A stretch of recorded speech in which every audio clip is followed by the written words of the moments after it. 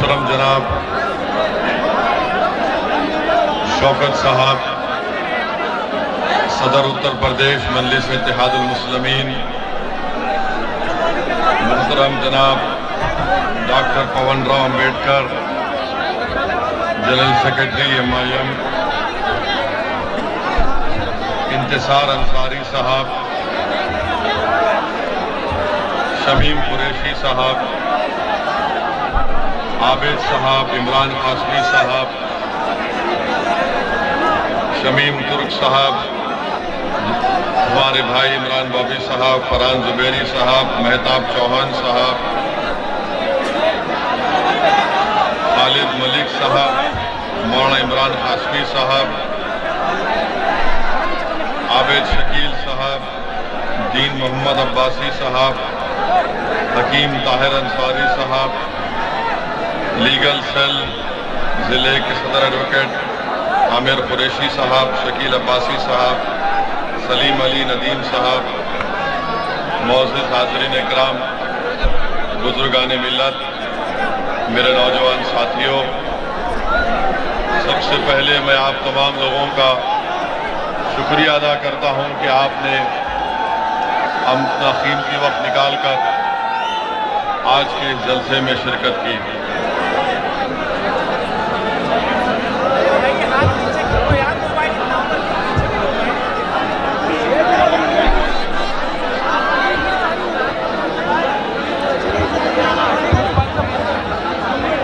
मेरे अजीज दोस्तों और बुजुर्गों,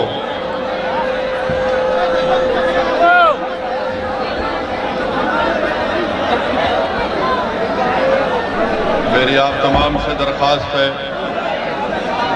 कि यहाँ पर जो लोग करीब में हैं ज़रा थोड़ी देर खामोश बैठ जाइए ताकि मैं अपनी बात को रख सकूं और आप लोग इत्मीनान से मेरी बात को सुने। हमारी इज़्ज़तदार माँ और बहनें भी बैठी हैं। मेरे अजीज दोस्तों और बुजुर्गों,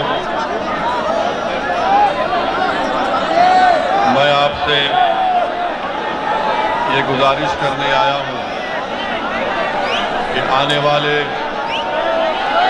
विधानसभा के चुनाव में इंशाअल्लाह ताला मजलिस इत्तेहादुल मुस्लिमीन ना सिर्फ मुजफ्फरनगर शहर बल्कि ज़िले मुजफ्फरनगर से भी अपने उम्मीदवारों को, अपने कैंडिडेट्स को मैदान में उतारेगी। मैं आपसे ये अपील करने आया हूँ कि आप तमाम मुत्तहिद होकर अपने वोट का इस्तेमाल मजलिस इत्तेहादुल मुस्लिमीन के हक़ में करिए। मेरे अजीज दोस्तों और बुजुर्गों,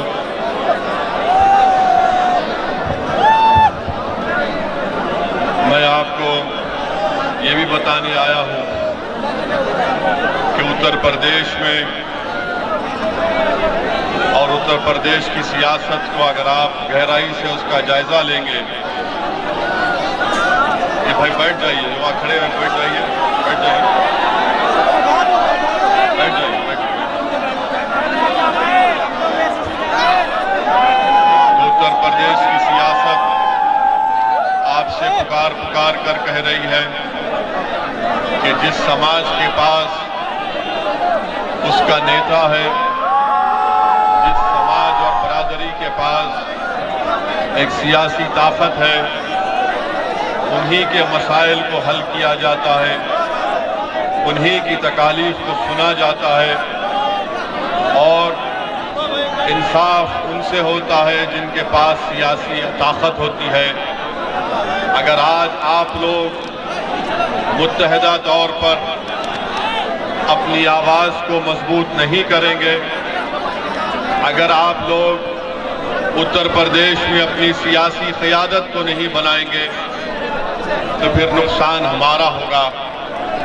बरसों आप तमाम ने मुख्तलिफ सियासी पार्टियों का साथ दिया, मगर आज असदुद्दीन ओवैसी हजारों किलोमीटर का फासला तय करके उत्तर प्रदेश में इसलिए आया है ताकि इस नाइंसाफी के दौर का खात्मा हो सके, ताकि आपको अपना एक जायज मुकाम मिल सके। मेरे अजीज दोस्तों और बुजुर्गों, उत्तर प्रदेश में आज हर समाज की एक अहमियत है, उनका एक मुकाम है और उनकी कोई वोट की और उनकी आवाज की कीमत भी है और अहमियत भी है। अगर उत्तर प्रदेश की सियासत में किसी की अहमियत नहीं है तो वो उत्तर प्रदेश के 19% मुसलमान हैं।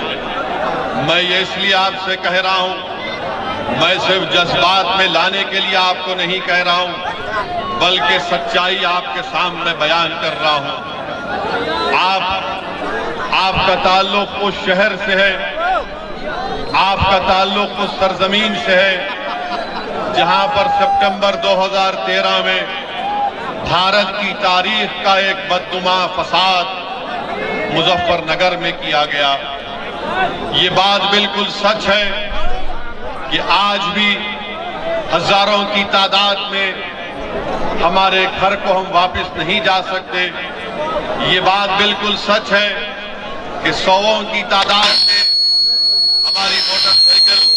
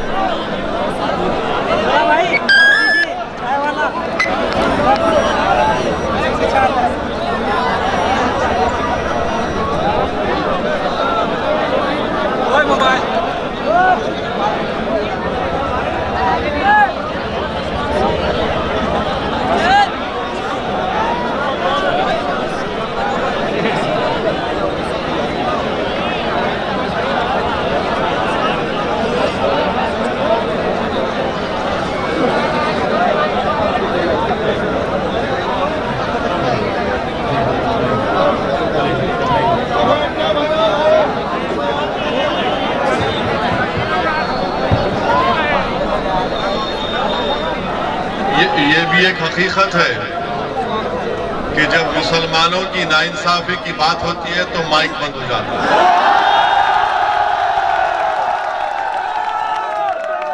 तो ये हमेशा होता है, मगर इंशाअल्लाह ताला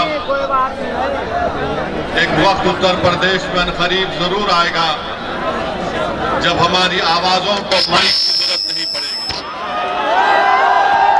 और वो वक्त इंशाअल्लाह ताला आपको लाना पड़ेगा।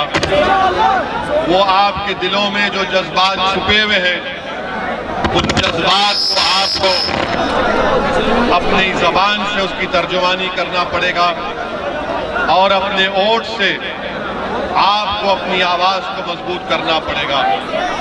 मेरे अजीज दोस्तों और बुजुर्गों, मैं आपसे अर्ज कर रहा था मुजफ्फरनगर के फसादात के बारे में। हो सकता है कि कोई यहां पर खड़े होकर ये सवाल करे कि असदुद्दीन ओवैसी जब समाजवादी पार्टी की सरकार थी उस वक्त उत्तर प्रदेश विधानसभा में करीब 70 मुसलमान एमएलए जीत कर आए थे। मैं उन लोगों से ये सवाल मेरा होगा कि जब 70 के करीब एमएलए मुसलमान जीत कर आए थे, उस विधानसभा में थे, तो फिर ये मुजफ्फरनगर का कांड कैसे हुआ? मेरे अजीज दोस्तों और बुजुर्गों, आप इस बात को बखूबी समझते हैं कि अगर 70 एमएलए मुजफ्फरनगर के फसादात को रोक नहीं पाए और इंसाफ नहीं दिला पाए, तो फिर आप इसलिए हम इंसाफ नहीं कर पाए, ना उस फसाद को रोक पाए, क्योंकि जितने मुसलमान एमएलए जीत कर आए थे उनकी पार्टियों ने उनको कमजोर बनाकर रख दिया, उनकी जबानों पर ताला लगा दिया और उनसे कहा कि खबरदार तुम अपनी आवाज नहीं उठाओगे, मजलिस इत्तेहादुल मुस्लिमीन आपसे वादा कर रही है कि अगर आपके वोट और अल्लाह के फजलो करम से मजलिस का उम्मीदवार विधायक बनकर उत्तर प्रदेश की विधानसभा में जाएगा तो उसको हम पूरी इजाजत देंगे कि हर नाइंसाफी के खिलाफ आवाज उठनी चाहिए, चाहे मुसलमान पर हो या हमारे हिंदू भाई पर हो या दलित पर हो या बैकवर्ड क्लास पर हो। मजलिस नाइंसाफी को पसंद नहीं करती, मजलिस नाइंसाफी से नफरत करती है। और मेरे अजीज दोस्तों और बुजुर्गों, समाजवादी की सरकार थी, मुजफ्फरनगर का फसाद हुआ, इतनी बड़ी तादाद में पार्टीशन के बाद अगर लोग बेघर हुए तो करीब 40,000 और 50,000 के करीब गरीब मुसलमानों ने अपने गांव को, अपने घर को, अपनी जमीन को, अपनी लहलहाती खेतों को, अपनी मस्जिदों की वीरानी को कबूल करना पड़ा। आज मैं आपसे वादा करने आया हूं कि आपको जमहूरी तरीके से, ताकि अब जब आप और हमने अपनी आंखों से उस मुजफ्फरनगर के फसाद को देखा, अगर हम ये नहीं चाहते कि इंशाअल्लाह दोबारा इस तरह के फसादात हो, तो अगर इसको रोकना चाहते हैं तो मेरी आपसे गुजारिश है कि ना सिर्फ मुजफ्फरनगर की जनता से बल्कि उत्तर प्रदेश के मेरे गयूर मुसलमानों से कि आपको एक सियासी ताकत बनना पड़ेगा, आपको अपनी क़यादत को बनाना पड़ेगा। मुजफ्फरनगर के मेरे गयूर भाई और बहनों, मैं मुजफ्फरनगर के मेरे साथियों, कब तक आप समाजवादी पार्टी के लिए, कांग्रेस के लिए, बीएसपी के लिए, आरएलडी के लिए आप कब तक दरी बिछाते रहेंगे? आप दरी बिछाते रहे और उनको उनके सरों पर आप अपना ताज रखते रहे। मैं आपसे वादा कर रहा हूं कि अब दरी बिछाने का वक्त नहीं है, अब आपको ताज पर बैठने का वक्त है, अपने सर पर ताज रखने का वक्त है। दरी नहीं बिछाएंगे, अब हम चादर नहीं फैलाएंगे, हम अपना हिस्सा उत्तर प्रदेश की सियासत में लेकर रहेंगे इंशाअल्लाह ताला। ये तब्दीली आपको पैदा करना है। आप कब तक इन तमाम पार्टियों के लिए, इनके नेताओं के लिए दरी बिछाते थे कि ये नेता आ रहा है, समाजवादी का नेता, कांग्रेस का नेता, आरएलडी का नेता, बीएसपी का नेता। मेरे अजीज दोस्तों और बुजुर्गों, अब दरी बिछाने का वक्त नहीं है, अब आपको मंच पर खड़े रहकर उत्तर प्रदेश की विधानसभा में जाकर अपने मसाइल का हल तलाश करना पड़ेगा। आप इतनी बड़ी ताकत में यहां पर है, 19% उत्तर प्रदेश के मुसलमान हैं, मगर आप मोहताज हैं। किसके मोहताज हैं? इन तमाम सियासी पार्टियों के। हर इलेक्शन में आपसे आकर कहा जाता है कि देखो ये विधानसभा के चुनाव आपके लिए जिंदगी और मौत का चुनाव है। मेरे अजीज दोस्तों, मेरे बुजुर्गों, मेरी इज्जतदार मां और बहनों, बताओ आखिर कब तक आप वोट डालते रहेंगे इन तमाम पार्टी के नेताओं को? आज वक्त आया है कि आप एक करवट लें, एक बार फैसला ले लें कि अब की बार हम अपनी पार्टी मजलिस को वोट देंगे और अपनी सियासी आवाज को, अपनी क़यादत को मजबूत करेंगे। मैं उत्तर प्रदेश को अपनी मकबूलियत के लिए या अपनी अना की तस्कीन के लिए नहीं आया हूं। मेरी जिंदगी का एक ही मकसद है कि भारत का किसी भी हिस्सा हो जो मेरा और आपका मुल्क है, वतन अजीज में गरीब मुसलमानों की एक सियासी आवाज होनी चाहिए। भारत में हर समाज की एक सियासी आवाज है। अगर किसी की सियासी आवाज नहीं है तो उस कम्युनिटी का, उस समाज का नाम मुसलमान है। आपको डराया जाता है, आपको डराया जाता है कि मुसलमान अगर नेता बनेगा तो फिरका परस्ती में इजाफा होगा। मैं आपसे पूछना चाह रहा हूं, यही मुजफ्फरनगर में क्या तुमने कभी फिरका परस्त ताकतों का या आरएसएस का, तुमने बीजेपी का कभी आपने साथ किया? हरगिज नहीं दिया। आपने कभी बीजेपी का, आरएसएस का साथ नहीं दिया। आपने उन तमाम पार्टी को वोट दिया जो आपके बीच में आकर कहते थे कि हमको नेता बनाओ, हमको विधायक बनाओ, हमको वोट दो ताकि हम बीजेपी और आरएसएस को रोक सके। मेरे अजीज दोस्तों और बुजुर्गों, क्या मिला उत्तर प्रदेश के मुसलमानों को? क्या मिला उत्तर प्रदेश के मुसलमानों को? मीरठ का फसाद हुआ, तुमसे कहा गया मीरठ भूल जाओ, तो हाशिमपुरा हुआ। हाशिमपुरा कहा गया कि हाशिमपुरा भूल जाओ, तो मलियाना हुआ। फिर कहा गया मलियाना भूल जाओ, तो मुजफ्फरनगर हो गया। अब आकर कह रहे हैं कि मुजफ्फरनगर की बात मत करो। मैं जब यहां पर आ रहा था तो ऐसे लोग मुझे फोन करे और कहे कि ओवैसी साहब आप मुजफ्फरनगर को जा रहे, अपनी तकरीर में मुजफ्फरनगर के फसाद का जिक्र मत करिए। मैंने कहा क्या जिक्र करूं? तो कहा कि आप जो है ना भड़काऊ भाषण मत दीजिए। मैं उनसे पूछता, मेरे अजीज दोस्तों और बुजुर्गों, यही इन लोगों की सोच है जो गरीब मुसलमानों का सौदा करते हैं दिल्ली में बैठकर या लखनऊ में बैठकर।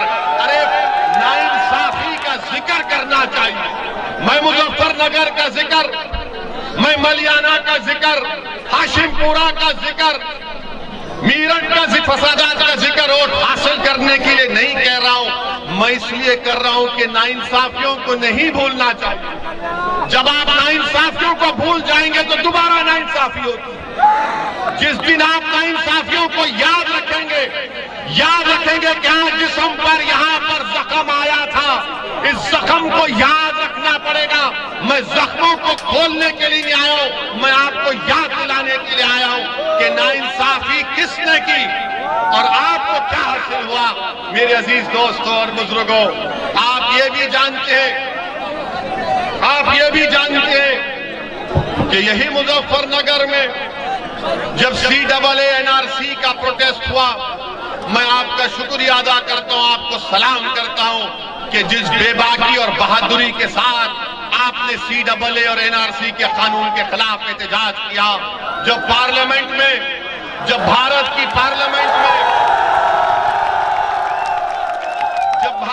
पार्लियामेंट में CAA और NRC का कानून पार्लियामेंट में आया, मेरे अजीज दोस्तों और बुजुर्गों, कांग्रेस पार्टी भी है, समाजवादी भी है, BSP भी है, ममता बनर्जी की पार्टी भी है, सब पार्टियां हैं जो अपने आप को नाम निहाद सेकुलर कहती हैं। बीजेपी ने कानून लाया।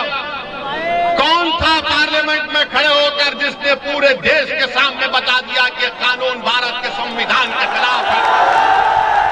किसने कानून को फाड़कर पैगाम दिया भारत की जनता को कि हम नाइंसाफी को बर्दाश्त नहीं करेंगे?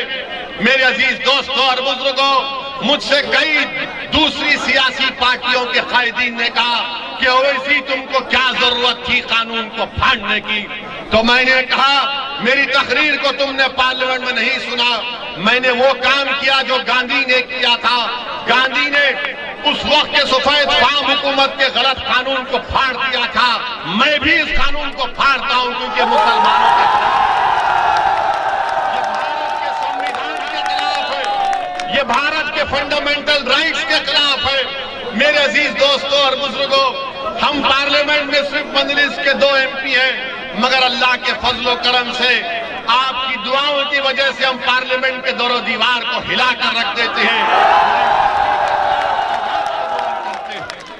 अगर उत्तर प्रदेश में मजलिस के MLA कामयाब हो जाएंगे इंशाअल्लाह, अगर उत्तर प्रदेश में आपकी क़ियादत बनेगी, तो आप खुद सोचो कि कल कोई नाइंसाफी करने से पहले सोचेगा कि नहीं अब इनका नेता है, अब इनकी पार्टी है, इनकी एक ताकत है, इनकी एक शनाख्त है, इनसे कोई पंगा नहीं ले सकता, इनसे नाइंसाफी। यही तो हकीकत है ना, यही तो हकीकत है। भारत की सियासत की हकीकत यह है कि जिसकी लाठी उसकी भैंस है। यह तल्ख हकीकत है। जब हम इसको बयान करते हैं तो हमारे मुखालिफीन कहते हैं कि तुम जज्बाती तकारीर करते हो। मैं जज्बाती तकारीर नहीं, मैं सच्चाई को बयान कर रहा हूं, ताकि जब आप यहां से उठकर जाएंगे तो अपने दिलो दिमाग में सोच और फिक्र को लेकर जाएं, ताकि आपके अपने फैसलों में तब्दीली पैदा हो। और उसकी मिसाल क्या है? क्या 2019 के लोकसभा के चुनाव में ये सच नहीं है कि 90% हिंदू भाई जाटों ने बीजेपी को वोट दिया? क्या नहीं दिया जाटों ने बीजेपी को वोट? आपने दिया बीजेपी को वोट, तो कैसे जीत गया बीजेपी वाला यहां से? वो जाट जो अजीत सिंह को हरा दिया, चौधरी चरण सिंह के बेटे को, जिन्होंने अपने बड़ों की आदत को छोड़ दिया। मेरे अजीज दोस्तों, मेरे बुजुर्गों, तुम कब तक इन आदतों में पड़ते रहोगे? एक तब्दीली पैदा करो खुदा के लिए, एक बदलाव लेकर आओ, अपनी पार्टी को वोट देकर देखो एक मर्तबा सबकी तब्दीली कैसी होती है। जब जाटों ने अजीत सिंह को छोड़ दिया, चौधरी चरण सिंह की पार्टी को छोड़ दिया, तो क्या उत्तर प्रदेश के मुसलमान उस रिवायती सियासत को छोड़ेंगे? नहीं छोड़ेंगे।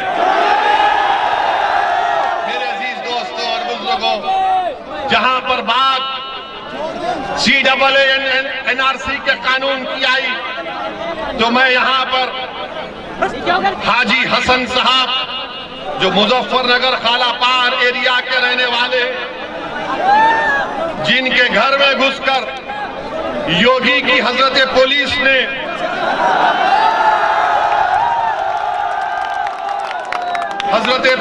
उनके घर में घुसकर उनके घर को लूटा, 5 लाख रुपए लूट लिए। वो 5 लाख जो हाजी हसन साहब अपनी पोती की शादी के लिए रखे थे, और फिर उसके बाद हम पे नारे लगाए गए कि पाकिस्तान या खबरस्तान। और तरफे तमाशा यह है कि उनके बेटे शाहिद को गिरफ्तार कर लिया गया, उनके बेटे को गिरफ्तार कर लिया गया। फिर एक 26 साल का नूर मोहम्मद, इसको गोली लगी, इसको मुजफ्फरनगर में दफनाने नहीं दिया गया, बल्कि कहा गया कि मीरठ में इसको दफना दो। मेरे अजीज दोस्तों और बुजुर्गों, ये तमाम चीजें आपके सामने हैं। हम कब तक अपना खून बहाते रहेंगे? हम कब तक अपने ख्वाबों को चूर करते रहेंगे? हम कब तक अपने दिल की ख्वाहिश को इन तमाम पार्टी के सियासी नेताओं के कदमों में लाकर अपने ख्वाबों को बिछा देंगे? याद रखो, आपके ख्वाब आप पूरा करेंगे, आपकी मंजिल आप तय करेंगे, आपके फैसले आप करेंगे, आपका वोट आपकी पार्टी को मिलेगा। हम कब तक समाजवादी हो, BSP हो, RLD हो, कांग्रेस से कहेंगे कि जाओ हम मुसलमान हैं, तुम हमारे मुकद्दर के फैसले करो? नहीं, तुम अपने मुकद्दर के फैसले कर सकते हो। अल्लाह ने तुमको ताकत दी है, अल्लाह ने तुमको उनसे ज्यादा समझ दी है, अल्लाह ने तुमको उनसे ज्यादा दूरंदेशी दी। सिर्फ आपको एतमाद की जरूरत है। और लोग कहेंगे कि ओवैसी आकर तुमसे कह रहा है कि खतरे मोल लो। अरे मैं तुमसे ये नहीं कह रहा हूं कि खतरे मोल लो, मैं तुमसे कह रहा हूं कि हमारी जिंदगी का फैसला और मौत का फैसला अल्लाह कर चुका है। हमको जिद्दोजहद करना है, हमको मेहनत करना है। आपके वोट की क्या अहमियत है बताइए? आपके वोट की अहमियत क्या है बताइए? आपने तो इन तमाम सेकुलर पार्टियों को वोट दिया, मगर बीजेपी जीतती जा रही है। हम भी चाह रहे हैं कि इंशाअल्लाह ताला उत्तर प्रदेश में दोबारा योगी की सरकार ना बने, दोबारा योगी मगर ये लोग आकर क्या कहेंगे कि मुजफ्फरनगर में अगर वोट मुसलमानों का डिवाइड हो गया तो बीजेपी जीत जाएगी। ये बोलते हैं ना। अगर मुसलमान में देखो, आपके कान में आकर जैसा शैतान वसवसे डालता, इस तरह के शैतान के एजेंट दुनिया में बहुत हैं। ये आकर कहेंगे कि देखो, अगर तुम वोट नहीं डालोगे तो बीजेपी को फायदा होगा। हम उस हजरत इब्लीस की औलाद से पूछना चाहते हैं, हम तो औज़ु बिल्लाहि मिनश शैतानिर रजीम कहते हैं, हम उनसे पूछना चाह रहे हैं, क्या 2019 के चुनाव में आपने बीजेपी को वोट दिया? आपने क्या 14 में आपने दिया था? क्या आपने 17 के विधानसभा के चुनाव में दिया था? तो 14, 17, 19 आपने 3 चुनाव में बीजेपी को वोट नहीं दिया, तो फिर कैसे बीजेपी जीत गई? कैसे जीती बीजेपी? ये फैसला आपको करना है। आपने 14 में आरएलडी को वोट दिया, कांग्रेस को दिया, बीएसपी को दिया, सपा को दिया, मोदी के एमपी जीत गए। 17 के विधानसभा के चुनाव आए, हम तो नहीं थे यहां पर, बीजेपी जीत गई। 19 में मैं एक सीट पर नहीं नामंजूर नहीं लड़ी, बीजेपी जीत गई। मेरे अजीज दोस्तों और बुजुर्गों, इस बार आप गलती नहीं करेंगे, इस बार आप ये गलती हरगिज नहीं करेंगे इंशाअल्लाह। यकीनन बीजेपी को रोकेंगे, मगर बीजेपी को रोकने का मतलब ये नहीं है कि मैं इनकी गुलामी करता रहूं। बीजेपी को हराएंगे जरूर इंशाअल्लाह ताला, मगर इसका यह मतलब नहीं है कि मुझे तुम कब्र में उतारोगे, मेरे घर को खंडेर बना दोगे, मेरे नौजवान को गोली मार दोगे, या जो बच जाएगा उसको जेल में डाल दोगे। मेरे बच्चों को स्कूल नहीं मिलेगा, इंटर कॉलेज नहीं मिलेगा, मगर ये लोग आकर कहेंगे वोट हमको दो, नेता हम बनेंगे। ये नहीं हो सकता। वोट भी आपका होगा, नेता भी आपका होगा, रोशन मुस्तकबिल भी इंशाअल्लाह आपका होगा। और जो लोग हमसे कहते हैं, जो लोग आकर मंजलिस पर तनकीद करते हैं कि मंजलिस एक फिरका परस्त पार्टी है, मंजलिस जीतेगी तो फिरका परस्ती बढ़ेगी। अरे कौन सी तुम सेकुलरिज्म की बात कर रहे हो? मेरे अजीज दोस्तों और बुजुर्गों, मेरी इज्जतदार मां और बहनों, ये जो मुसलमानों से नफरत है किस हद तक पहुंच गई, इसकी एक मिसाल देता हूं। मुसलमानों से फिरका परस्ती की हद तक आसमानों को छू रही है, एक मिसाल देकर चले जाऊंगा। पाकिस्तान और इंडिया का क्रिकेट मैच हुआ ना? मैं तो ये कहा था मोदी जी से कि इस मैच मत खेलो आप। मैं तो कहा था कि मैच इसलिए मत खेलो क्योंकि पाकिस्तान से टेररिस्ट कश्मीर में आके वहां के सिविलियन को गोली मार रहे, हमारे 10 सिपाहियों को मार दिया। मगर मैच हुआ, खेल है, 11 खिलाड़ी क्रिकेट मैच में खेलते हैं एक तरफ एक टीम में। बदकिस्मती से भारत हार गया, तो किस पर इल्जाम लगाया शिकस्त का? किस पर लगाया इल्जाम? बोलो, किस पर इल्जाम लगा? किस पर इल्जाम लगा? तो क्या शमी एक ही प्लेयर था 11 में? 11 की टीम थी, मगर फिरका परस्ती बताने के लिए आपसे कह रहा हूं कि टीम हारी, हमको तकलीफ है, मगर शमी पर जिम्मेदारी डाल दी कि शमी की वजह से हार गए, शमी की वजह से हारते। ये नहीं, ये यही तो फिरका परस्ती है, यही तो मुसलमानों से नफरत है। इसको आपको समझने की जरूरत है। मीडिया के लोग हमसे आकर पूछे, हमने कहा लो हमारा बयान हम कहते हैं तुमसे सुन लो। मेरे अजीज दोस्तों और बुजुर्गों, ये एक मिसाल है कि क्रिकेट के मैच में भी, खेल के मैदान में भी भारत की सियासत, भारत का माहौल इस तरह कर दिया गया कि हर चीज के लिए जिम्मेदार मुसलमान को बना दिया जाता है। कौन उठाएगा आवाज फिर? और लोग आकर कहेंगे नहीं नहीं, हमको इस माहौल को खत्म करना। रे कैसे खत्म करेंगे माहौल को? माहौल को खत्म कैसे करेंगे? भीख मांगकर माहौल खत्म करेंगे? रोकर माहौल को खत्म करेंगे? नहीं। जमहूरियत आपको इस बात की इजाजत देता है कि आप सियासत में हिस्सा लें, अपने वोट से अपने उम्मीदवार को कामयाब करें। और अगर कोई आपसे बदतमीजी करना चाहता है तो आप कहें कि मंजलिस का ये कैंडिडेट हमारे सामने, तुम इससे बात करवा के। अच्छा, हैरत की बात, ये अफसोस की बात यह है कि यहां पर शमी पर इल्जाम लगा दिया मुसलमानों से नफरत करने वालों ने, तो हमारे पड़ोसी मुल्क का एक मिनिस्टर है, पागल है बेचारा, पागल है। उसने कह दिया कि पाकिस्तान जीता तो इस्लाम की कामयाबी हो गई। अरे अहमक, दीन इस्लाम को क्रिकेट मैच से क्या करना है? दीन को क्रिकेट मैच से क्या करना है? मगर ये पड़ोसी के लोग समझ में नहीं आता।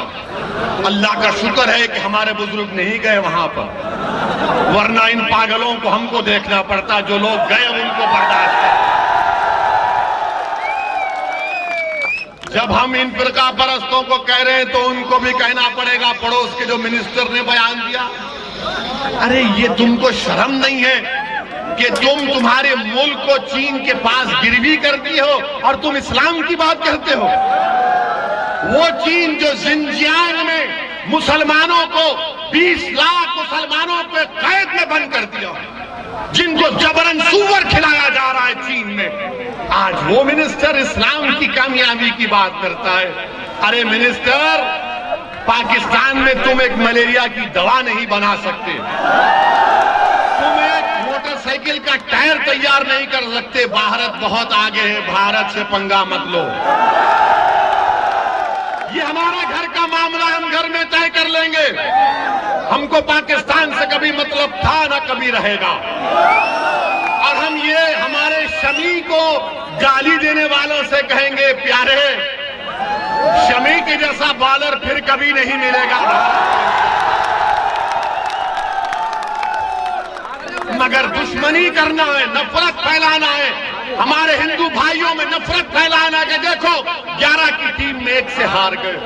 मेरे अजीज दोस्तों और बुजुर्गों, आपको यह भी बताना जरूरी समझता हूं कि आप त्रिपुरा में, भारत का एक स्टेट है त्रिपुरा, वहां पर पिछले 5 दिन से 15 मसाजिद को नुकसान पहुंचा दिया गया। 15 मसाजिद को नुकसान पहुंचा दिया गया, बाज़ मसाजिद को जला भी दिया गया। ये कहां गए मोदी जी? कहां गए अमित शाह? कहां गए सबका साथ, सबका विकास, सबका विश्वास? मेरे अजीज दोस्तों और बुजुर्गों, हम त्रिपुरा की सरकार से, भारत के प्रधानमंत्री से कह रहे हैं कि रोकिए त्रिपुरा में जो ये फिरका परस्त विश्व हिंदू परिषद और बजरंग दल के लोग जो त्रिपुरा की मस्जिदों को नुकसान कर रहे हैं, रोकिए। ये तमाम के तमाम आपके लोग हैं। आप अगर 1 मिनट को उनको रोक सकते हैं, मगर 15 मसाजिद को नुकसान पहुंचा दिया गया। ये बीजेपी का असली चेहरा है। ये नरेंद्र मोदी के झूठे वादे हैं, ये झूठे वादे हैं कि त्रिपुरा में मस्जिदों को नुकसान पहुंचाया जा रहा है। वीडियोस है सोशल मीडिया पर, मस्जिद जल रही है, आईने तोड़ दिए गए, कुरान के पारों की बेहरमती कर दी गई। और क्या कर रही है बीजेपी की सरकार? खामोश बैठी हुई है। मेरे अजीज दोस्तों और बुजुर्गों, मैं मजम्मत करता हूं जो त्रिपुरा में आज हो रहा है। और बीजेपी और भारत के प्रधानमंत्री को चाहिए कि वो फौरन त्रिपुरा के बारे में एक मीटिंग ले। मोदी जी, कम से कम अगर बोल नहीं सकते तो ट्वीट तो कर दो, ट्वीट तो कर दो कि त्रिपुरा में आज जो नंगा नाच हो रहा है उसको रोकने की जरूरत है। मेरे अजीज दोस्तों और बुजुर्गों, तीसरी अहम बात जो मैं आपसे करना बहुत जरूरी समझता हूं वो ये है कि मेरे अजीज दोस्तों और बुजुर्गों, मुजफ्फरनगर में डेवलपमेंट नाम का कोई काम नहीं हुआ। लखनऊ में बैठकर बाबा बहुत बड़ी बड़ी बातें करते हैं, बाबा बड़ी बड़ी बातें करते हैं। और बाबा ने परसों बयान दिया कि हम कोई मजहब को नहीं करते, हम कोई वैसा नहीं करते, लंबी लंबी छोड़ दिए बाबा। हम उनसे पूछना चाहते हैं कि मुजफ्फरनगर में का ये बात सच नहीं है कि मुजफ्फरनगर में जहां पर 40% के करीब मुसलमानों की आबादी है ना, यहां पर 40% मुसलमानों की आबादी के लिए आपको ये बताना चाहूंगा कि सिर्फ 4 कम्युनिटी हेल्थ सेंटर, जहां पर 40% मुसलमान है वहां पर 4 हैं। जौनपुर में 10% है, वहां पर 22 है। अब आप खुद फैसला करिए, कोई उठाता इन बातों को? कम्युनिटी हेल्थ केयर सेंटर की जरूरत है, मगर इस पर कोई बात ही नहीं होती। और फिर तीसरी बात जो इसमें अहम बात की है कि मुजफ्फरनगर का फसाद हुआ और यही योगी सरकार ने 70 केसेस को वापस ले लिया। कितने? 70 से ज्यादा केसेस को, इनके बड़े बड़े नेताओं के खिलाफ केसेस को वापस ले लिया। इनका एक एमएलए है विक्रम सैनी कठौली का, बीजेपी का एमएलए, जिसको कोर्ट ने बरी कर दिया किस बुनियाद पर कि इसके खिलाफ एविडेंस नहीं है? क्या सरकार का काम नहीं है कि उसके खिलाफ अपील की जाए?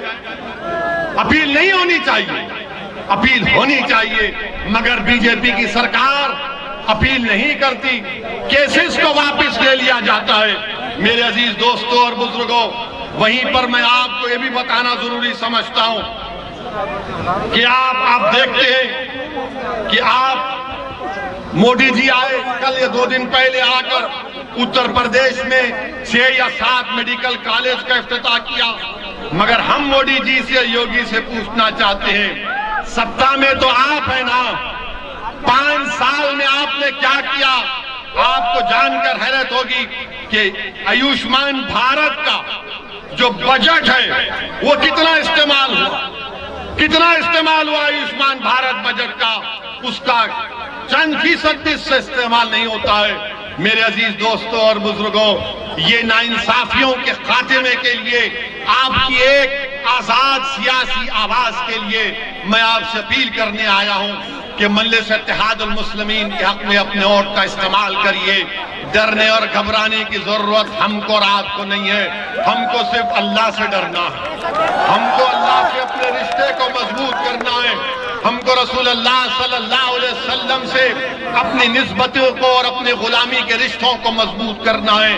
याद रखिए, अगर आप डर डर कर इसी तरह अपने वोट का इस्तेमाल करते रहेंगे तो फिर क्या हासिल होगा? बताइए, क्या हासिल होगा आपको? और अगर कोई ये कह रहा है, अगर कोई ये कह रहा है कि एनपीआर नहीं होगा, झूठ कह रहा है आपसे। आज हिंदू अखबार में भारत की एक मायनाज जर्नलिस्ट है विजेता सिंह की रिपोर्ट पढ़िए, जिसमें कहा गया कि मोदी सरकार सेंसस के साथ एनआरसी और एनपीआर करेगी। और वो क्या है? वो खतरा है तमाम भारत के मुसलमान और दलितों के लिए। सेंसस के साथ एनपीआर होगा, एनआरसी होगा, और उसमें सवालात पूछे जाएंगे कि बताओ तुम्हारे माँ बाप कहां पैदा हुए थे, बताओ उनका बर्थ सर्टिफिकेट क्या है, बताओ तुम्हारी मादरी जबान क्या है। ये क्यों पूछा जा रहा है आपको मालूम? जब लिस्ट बन जाएगी तो तहसील ऑफिस में लिस्ट लगाई जाएगी कि देखो इसमें असदुद्दीन ओवैसी का नाम है, और वो तहसीलदार के पास कोई भी जाकर ये ऑब्जेक्शन डाल सकता है कि असदुद्दीन ओवैसी भारत का नागरिक नहीं है, मैं ऑब्जेक्शन करता हूं इसकी शहरियत पर, तो मुझे अपनी शहरियत को साबित करना पड़ेगा। ये काम बीजेपी करने जा रही, इसकी आवाज कोई नहीं उठाएगा। और लोग पूछेंगे तुमने क्या किया तेलंगाना में? हमारे पास तेलंगाना रियासत में 7 एमएलए मजलिस के, हमने अपने चीफ मिनिस्टर मुख्यमंत्री से बैठकर कहा, पूरे तमाम मुसलमानों की तंजीमों को लेकर गए, जिसमें जमीयतुल उलमा भी शामिल, जिसमें जमात इस्लामी, तबलीगी जमात, अहले हदीस, अहले सुन्नत, सबको लेकर गए, शिया भी थे। सबको ले जाकर हमने चीफ मिनिस्टर से कहा कि आप सेंसस करेंगे, एनपीआर नहीं करेंगे। चीफ मिनिस्टर ने तय खून दिया, तो हमने कहा तय खून की कोई अहमियत नहीं है, असेंबली में खड़े होकर दो। तो असेंबली में रेजोल्यूशन हमने पास कराया, करारदाद को मंजूर करवाया कि तेलंगाना में सेंसस होगा, एनपीआर नहीं होगा। ये आपकी ताकत होती है। लोग बोलते हैं कि तुम्हारे पास 7 एमएलए हैं, तुम क्या कर सकते? हमको मंत्री संतरी बनने का शौक नहीं है, मुझे मंत्री बनने का शौक नहीं है, मुझे आपको इंसाफ दिलाने से मतलब है, मुझे गरीब मुसलमानों को इंसाफ दिलाने से मतलब है। आपने सबको वोट डाला, कोई संतरी बना, कोई विधायक बना, कोई मंत्री बना, कोई ऊंचा चला गया, मगर इतना ऊंचा गया कि जिसने उसको ऊंचाई पर पहुंचाया उनको ही भूल गया।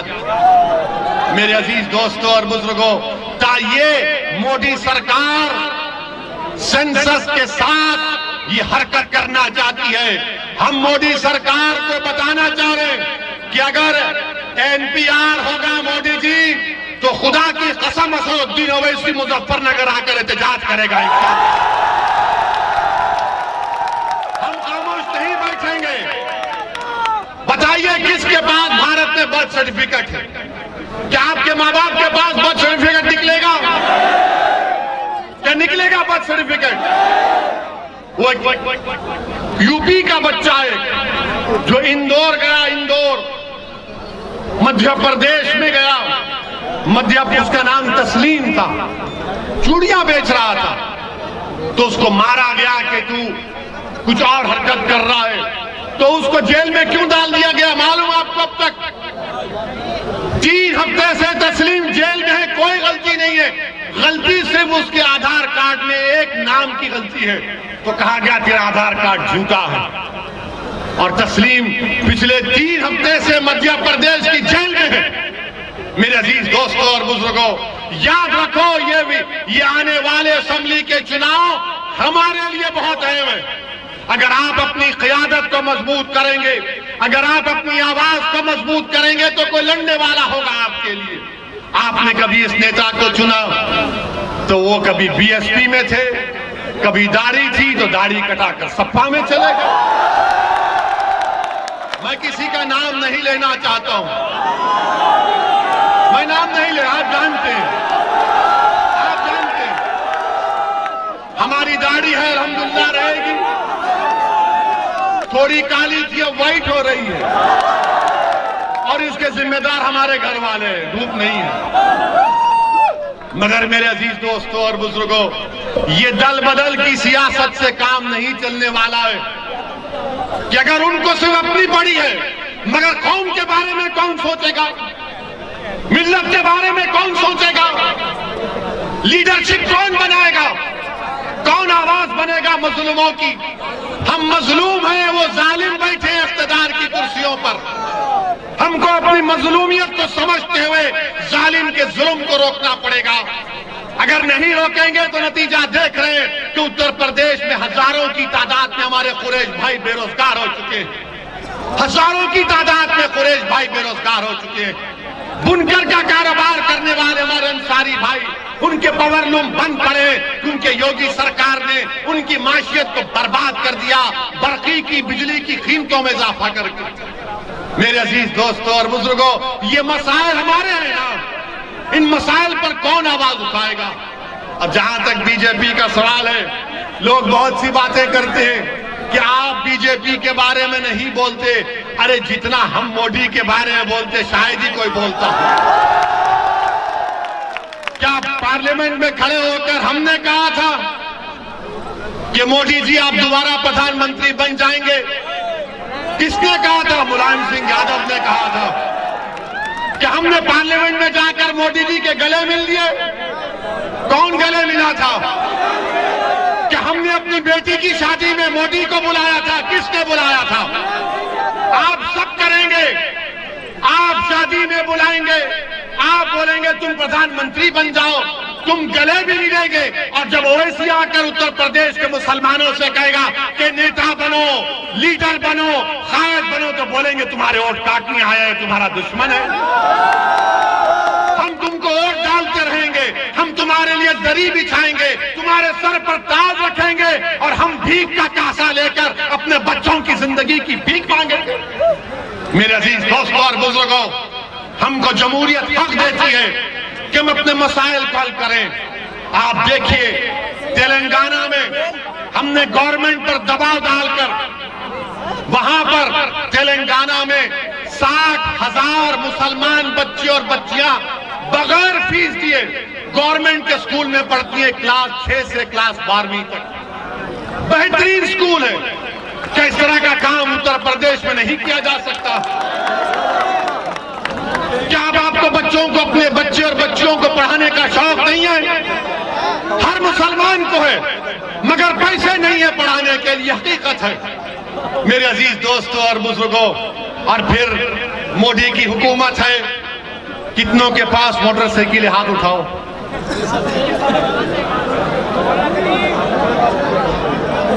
कितनों के पास पेट्रोल की गाड़ी है? आप जब पेट्रोल स्टेशन जाते तो 104, 107 रुपया पर लीटर दलाते हैं ना।